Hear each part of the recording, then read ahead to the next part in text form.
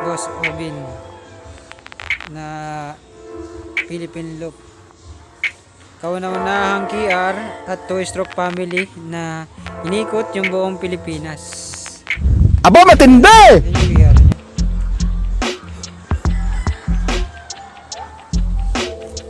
Yan yung gips niya, yan yung nasabing turbo niya. Ayan. Kung ano yung nakikita nyo ngayon, yan yung set niya nun. May driving din yan.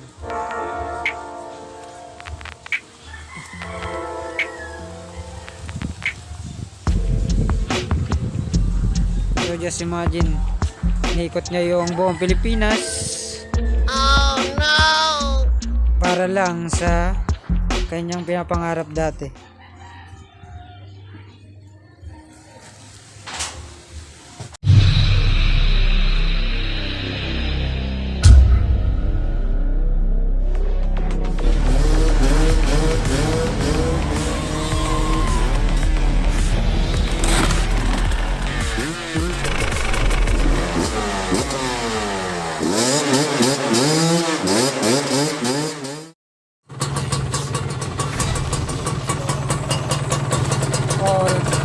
Kaya man talagang pag nung vlog ay normal eh.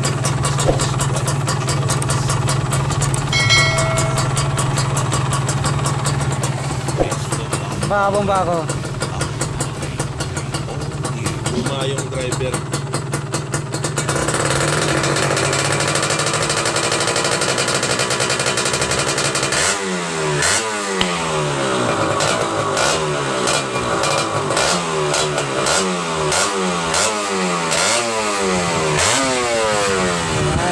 Ang lutong?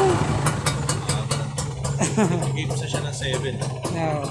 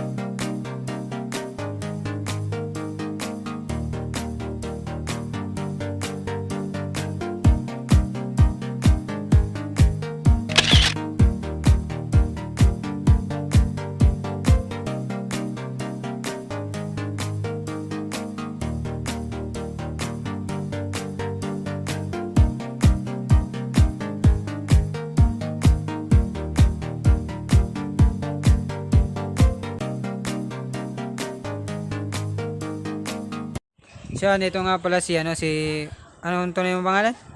Obin.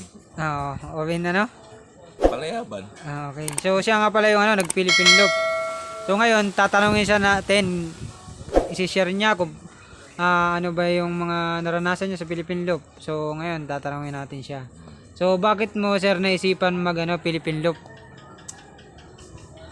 Kasi noon pa, nung simula nung naging rider ako, mahilig na talaga gumala. Pangarap ko na yung maikot yung Pilipinas. Tapos, una ko nalibot buong mundo kasi nagsimon ako. Oo, kasi man. Ngayon, Grabe. nakilang ano na ako, taon, rider. Hanggang sa mga, karoon ako ng idea na kasi nanonood ako ng mga tungkol sa mga Pilipino rider ng Pilipino. Na-inspire ka. Na-inspire ako sa kanila. Yun yung nag-book sa akin para ituloy yung Philippine Loop. Yun yan. Nagbuba ako nitong 2022. Kaya yun, nag-desisyon na ako na ituloy yung Philippine Loop.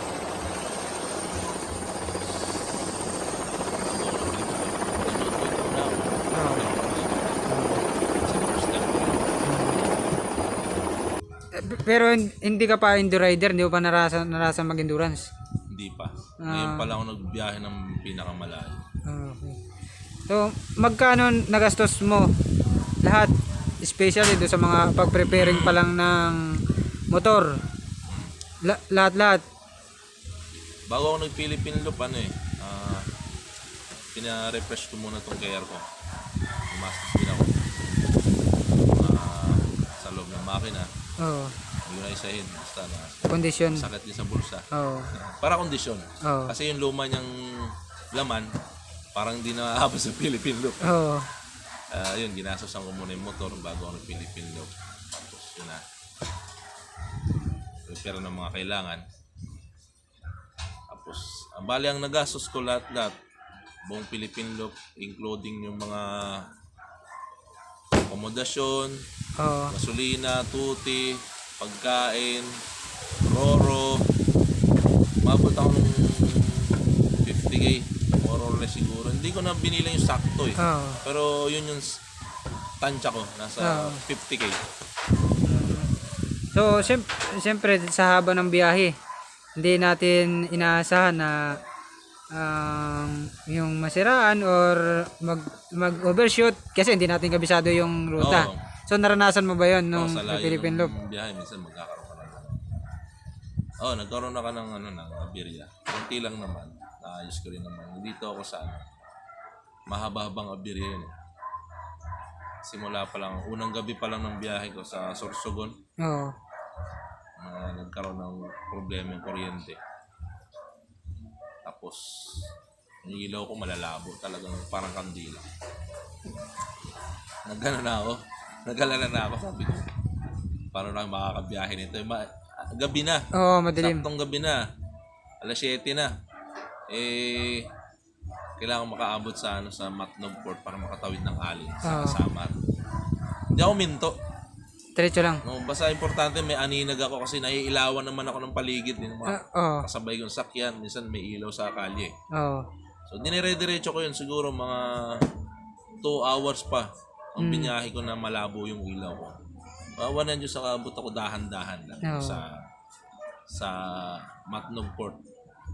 Kasakay ako ng kasi isip ko, basta nakabot lang ako ng Matnog Port, okay na eh.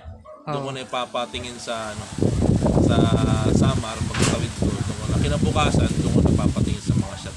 Kasi sa wirings, hindi ko talaga, mahina ako sa wirings. Wala akong idea dyan. Pag ganyan mga kuryente, kaya pinapatingin ko yan sa shop. Yun, tapos, ito na. Kinabukasan, nagpalit ako ng fuse. Yung pala. Gumana siya. Takbo ko ulit. Mabot naman ako ng Tacloban. Nagloko na naman. Pero maaga pa, mga alas 3, 2, mga ganun. Nagloko na naman. Nag-alala na naman ako, baka doon na naman sa sa fuse. Tapos nung pinatingin ko sa mekaniko, okay naman yung fuse. Hindi naman putol. Siguro may grounded. Tapos pinilitan ulit ng fuse Na iba. na iba. Pero malaki pala yung ampere. Taas. Pero nagamit ko pa yun. Mataas ang ampere ko. Pumunta pa ako ng Ormo. Yun yung masama. Yung sakit din yung pagtapos ko ng Ormo. Papunta na ako ng Southern Samar Oh. sa Liloan Port. Pero hindi pa nakakabot doon. Doon pa lang sa mismong Ormoc bago umakit ng doon. Ano na? Biglang umakot. Nasulo yung harapan ng motor ko. Oo. Umusok. Eh, tumigil ka. Hindi lang sa gasolina. Maaga pa rin nun. Alauna, alas 12 yata. Pero nung ginawa ko, ako na tumingin. Hindi na ako naghanap ng shop. Pinaklas yung mga bearings. Tapos binaybay ko yung mga wala naman naputol. May baon akong tape. Oo. Biyalutan mo ulit. Dinalutan ko ulit. Yun, takbo na ako. Okay na. Hanggang Davao na yun. Takbo ko na yun, hindi na nagloko. Ilang kilometers lahat ang tinakbo mo nun? Lahat, buong Luzon, 6,400 o 500 yan. Oo, 6.5. Kasi ang normal loop, 5,000. 5,000 plus ang 5,500. Ang ano kasi, kaya tumaas yun sa akin. Pumunta ako ng Cebu, Oo. Bohol. Yung magandang place ang Oo, inuna mo. tumawid pa ako niyan. Kung magno-normal loop ka, hindi kasama yun eh. Oo. Buwan, namasyal pa ako doon. Oo, kasi Kaya nakikita mo. nadagdagan yung ko, gastos, tsaka yung oras sa paglalakbay, sa biyahe. Yun. Oo. Kaya umabot ako ng 6,000. Kasama ng Luzon doon, lahat-lahat ng 6,400. No, saan ka tumutuloy yun? During umiinto ka, di ba, kada bayan. Pag nagpapalipas ng gabi, saan ka nagpapalipas ng gabi? Bago ako bumiyay sa umaga, tinitingnan ko muna kung halimbawa sa Surigao ako galing. Kaya maabot yung Davao, gano'n. Tinitingnan ko ilang kilometro yung mabiyahe. Kung aabot ako ng bago magdilim, nasa Davao ako, doon ako mag-stay ng overnight. Gano'n ang ginagawa ko eh. Pero minsan, bumabagal yung biyahe ko pag umuulan. Siyempre, mabagal ang magpatakbo.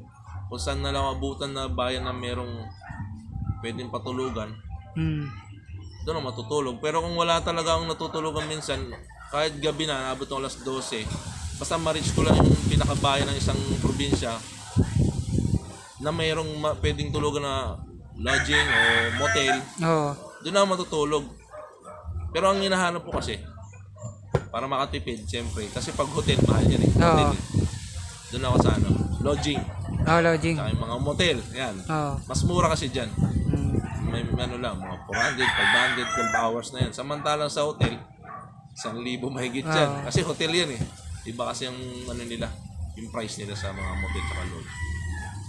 Ba't nakita ko may mga tuti family na yung sumalubong sa'yo, wala ka ba natuluyan? Kasi meron. buong Pilipinas tayo eh. Dito, una kong meet sa Tuti Pam. Sa sa Davao del Sur kay Sarona. Kay Air Owner ba yan? Meron din siyang unit na tayo ko kuntay. Ina-assemble daw siya eh. Na KR. Pero ang siya, DT siya. Magaling din ang mekaniko yan, si Sarona. Yan, nag-meet kami sa Davao del Sur. Pero saglit lang.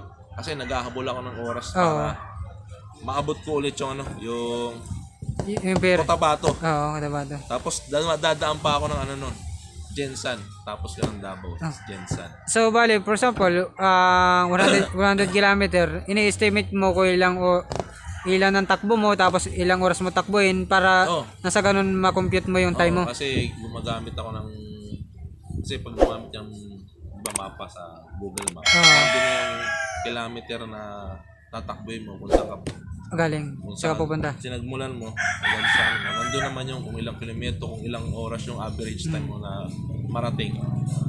Diba, kasi ang per day ko na tatakbo ko per day, yung average ko nasa 400 kilometer per day. 400 kilometer? Oo, per day. Per day? Mga minsan dalawang probinsya na maraming city ako nadadaanan, pero mga probinsya, isa kasi malalaking probinsya dyan. Ilang araw mo yun natapos yung takbohin yung Philippine Loop? 14. 14 days. Naman yun, hindi naman 24 hours yun. Yung sa gabi yun. Papahinga ako sa gabi. Kung saan ako abuti ng madilim na. Doon ako papahinga. Ano, pag magbigay ka ng tips, pag sasabak ka ng Philippine Loop, ano yung mga need dalhin?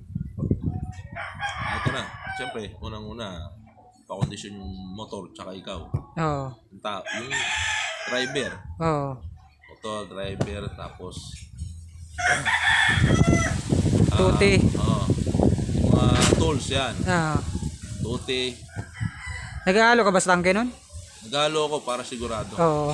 Tapos, kailangan rin, nood din kayo sa YouTube ng mga Philippine Looper. content ng mga Philippine Looper para magkaroon kayo ng idea, Oo. ng iba pang idea para mapagandaan nyo bago ako mag-Philippine Loop. Ganun kasi ginawa ko rin. Nanood muna ako. Kailan mo pa siya, yung parang ginol, yung pinagplanuhan? Way back, ano pa yun? Na ikaw yung mag-Philippine Loop? Plano ko talaga noon, hindi, dapat pangalawang Philippine Loop ko na to eh. Plano ko noon, 2020. Oo, 2020. Pagbaba ko, kasalo ko yung pandemic. Higpit. Oo, Migpit. So, hindi natuloy. Kaya yun, plano ko 2019 o 2020. Hindi lang natuloy dahil dun nga sa pandemic. Maigpit talaga nun eh. Maski nga tatawid ka lang sa Bulacan, galing ka rito, wala, di ka pa dadaanin eh. Maraming checkpoint. Oh, at ngayong nakapinis ka ng Philippine Loop. Ano yung feeling? Anong feeling? Oo, ano yung feeling mo? Feeling pogi.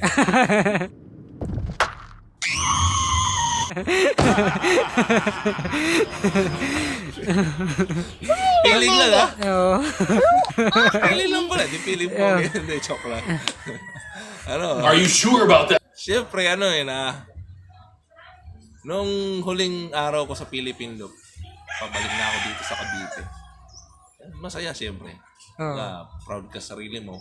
Hey, that's pretty good. Kasi natapos kayo ng walang malalang abirya.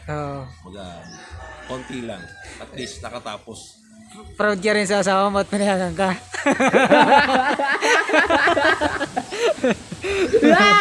Sa supporter, buti hindi yung Yun, yung feeling ng nakatapos ng Philippine Looper. Yun nga, masaya ka.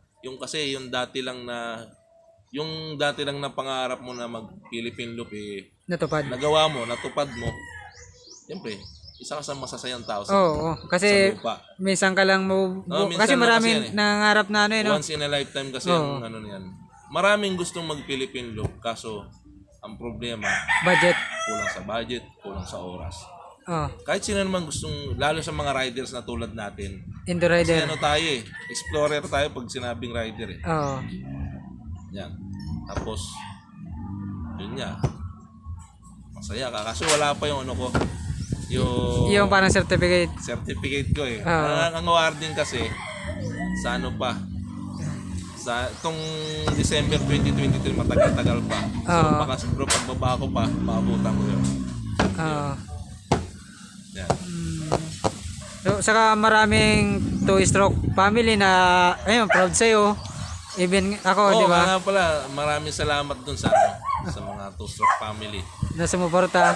Sumuporta. Shoutout ko na lang yung mga na-meet ko. Yan.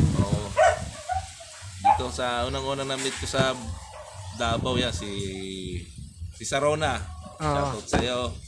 Salamat sa konting banding. Pangalawa dito sa sa Jensen banda, si Jeya, yung babae na naka-HD3.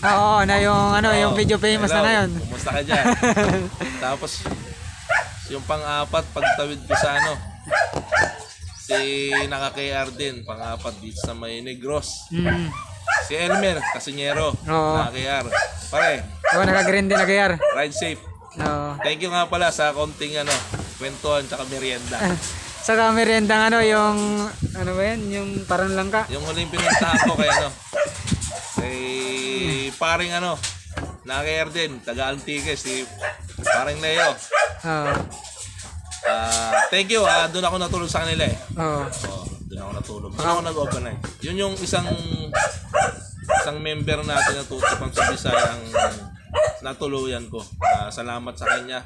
Tinatulog niya ako doon sa isang boarding house na pinupahan nila. Oo. Walang mag-isa dun eh. Apat yung kama, wala mag-isa.